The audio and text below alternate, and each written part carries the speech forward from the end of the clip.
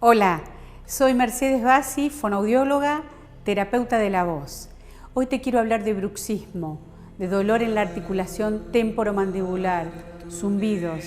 Si te pasa de repente en esta época de cuarentena donde estamos todos alterados, nerviosos, ansiosos, porque realmente nuestra vida cambió 360 grados, es muy importante que te cuides de soltar esta zona, que es la zona donde vos estás apretando.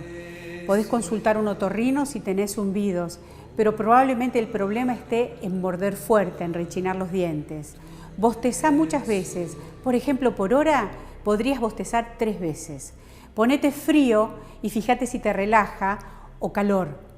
Lo que a vos te resulte, cada cuerpo es distinto, cada persona reacciona distinta. Masajeate con la presión que puedas tolerar, porque a veces duele mucho, movimientos circulares delante de la oreja y para adelante y para atrás.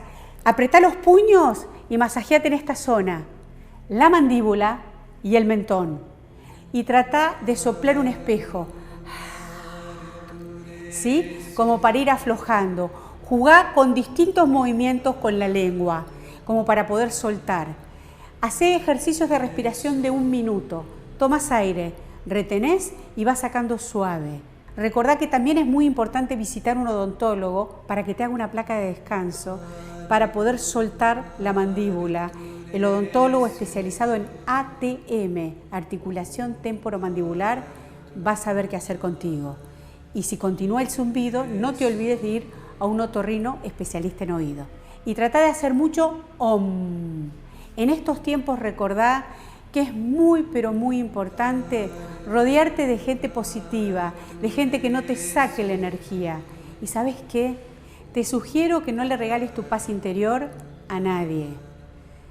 Concéntrate en vos y trata de mantenerte lo más en eje posible. Si te apretás, acortás tu voz y acortás todo tu cuerpo. Entonces, soltá. Deja ir y vas a estar mucho más liviano.